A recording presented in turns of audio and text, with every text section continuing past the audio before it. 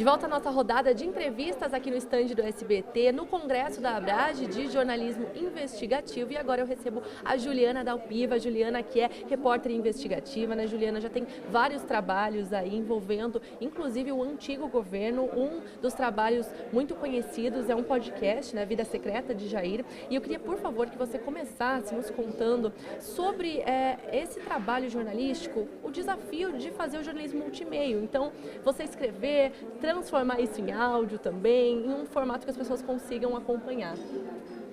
Obrigada pelo espaço, pelo carinho aqui, Nicole. É um prazer estar aqui no SBT para falar com vocês. Eu acho que assim, esse é o nosso desafio como jornalista hoje, traduzir as informações, porque simplesmente produzir uma investigação, e simplesmente aqui, resumindo muito o drama que é, de fato, fazer uma investigação jornalística. Mas é importante que a gente, durante o processo de produção da reportagem, já se prepare para pensar como vai apresentá-la. Porque isso também vai gerar o impacto dessa investigação ser conhecida ou não. Então, o podcast que você está citando, né, que é um trabalho do qual eu tenho muito carinho, muito orgulho de ter feito, ele é um trabalho de um resultado de mais de 3 anos de investigação. Ele conta histórias de reportagens que eu já tinha feito, inclusive, anteriormente, antes do podcast. E o podcast tem novidades também, tem o conjunto de gravações da ex-cunhada, do ex-presidente da República, o Jair Bolsonaro. Mas, à medida em que as reportagens foram saindo, né, elas sozinhas, as de texto, elas tiveram um impacto. Mas dentro do podcast, a impressão que eu fiquei depois que eu ouvi foi que elas tiveram muito mais alcance, as pessoas compreenderam muito melhor. Só que nem todas as reportagens vão ser, todas as investigações, né, que se transformarem em reportagens, também vão ser excelentes produtos para virarem podcast. Então a gente, quando produz a investigação, precisa estar atento a qual é a melhor maneira de apresentar. Então aqui no Congresso da Abrage a gente está discutindo isso. Qual é a melhor maneira de apresentar em vídeo, em podcast, numa reportagem multimídia, em que a gente vai fazer uma apresentação destes dados, de uma leitura mais dinâmica, possibilitando a leitura multimídia também, ou de diferentes maneiras.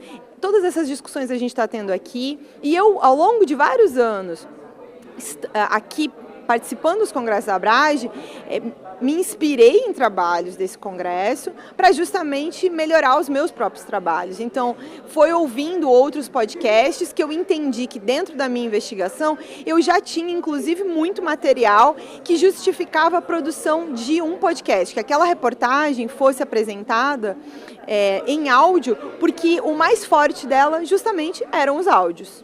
Eu acho um ponto importante desse seu trabalho é revisitar realmente um trabalho antigo e com outros olhos. Então, de repente, poder olhar para questões que você já tinha olhado, mas com outra abordagem. Então, faltou algum ponto aqui. E qual é a importância dessa análise para os jornalistas mesmo? Revisitar os trabalhos, verificar novamente as informações. Como é que é esse retrabalho, digamos assim? Eu acho que esse é um trabalho constante também, sabe, Nicole? Eu acho que a gente está sempre construindo. Na medida em que a gente volta para as reportagens, olha para os formatos, revê coisas. Então, por exemplo, além do podcast, eu fiz um livro que chama O Negócio do Jair, que é da editora Zahar. Foi finalista do Prêmio Jabuti no ano passado. Esse livro também traz uma parte enorme do conteúdo que está dentro do podcast, porque é uma história, né? Mas ele está com outros episódios dessa história, ele está ampliado. E aí é uma outra linguagem. E aí sim, ao revisitar algumas reportagens, eu vi coisas que eu tinha deixado para trás, eventualmente até um errinho ou outro de informação. E aqui a gente está também para ampliar, para corrigir, para aprender, para discutir. É isso. Esse é o melhor método, a melhor maneira da gente melhorar a qualidade do jornalismo. Refletir sobre as nossas produções, dividir as nossas angústias com os nossos colegas e pensar sobre a investigação, sobre maneiras de produzir essas investigações e também de pensar os formatos. Juliana, nós estamos citando aqui trabalhos que são de investigação sobre o governo que estava atuando naquele momento, né? Então, queria que você me falasse sobre as dificuldades desse tipo de trabalho de investigação quando esse é o governo no momento. Geralmente temos questões, né? Ninguém gosta de ser investigado. Eu não conheço um governo que goste, um governante que diga, eu adoro ser investigado. Mas esse é o nosso trabalho, independente de quem está no poder, seja prefeito, governador, vereador, deputado, senador e presidente da República. Então é muito comum essa resistência.